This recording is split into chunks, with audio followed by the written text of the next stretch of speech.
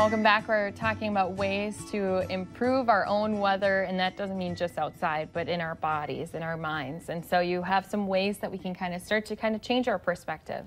Yeah, because we really don't want the weather to dictate our attitude. We want our attitude to be really a result of the fact that, hey, this is this life that we've been given and we get to seize the day. And I do think along with that note too, one of those things is to really focus on the perspective of thinking of somebody who's battling something really challenging, whether they've got a situation with a spouse or a child, maybe somebody going through addiction in their family, or maybe they're battling cancer.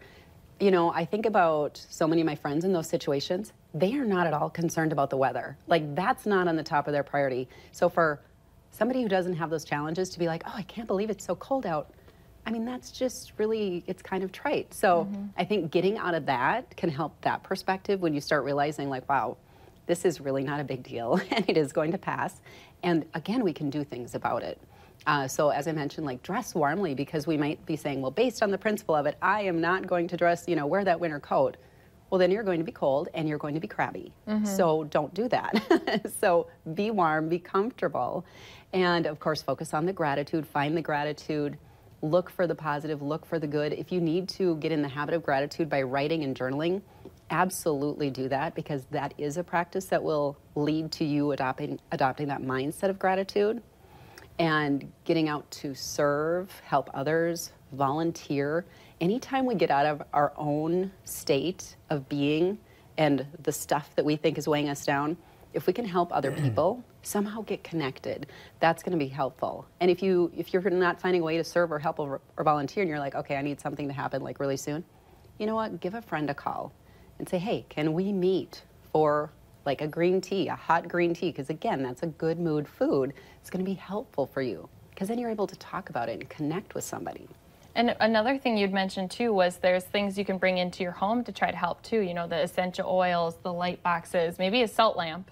Absolutely, all of those. And I recently got one of those in my house too, the salt lamp, because I learned about just all of the EMF waves that are happening in your home. And it's like, oh, that's interesting. I don't want to be exposed to that. I'd rather have things going on that are more natural in environment. So things that can calm in our home. And sometimes we overlook some of those things because it seems like, well, that's almost too easy to do some of these things as well. And like the light boxes, I don't have any direct experience with that, but I've read the research, heard studies, heard people who have used those. And even I think like 10 minutes a day of having a light box, you know, in front of you can actually lift your mood a lot, just because you're getting, you know, that your body is sensing that light, and it's amazing.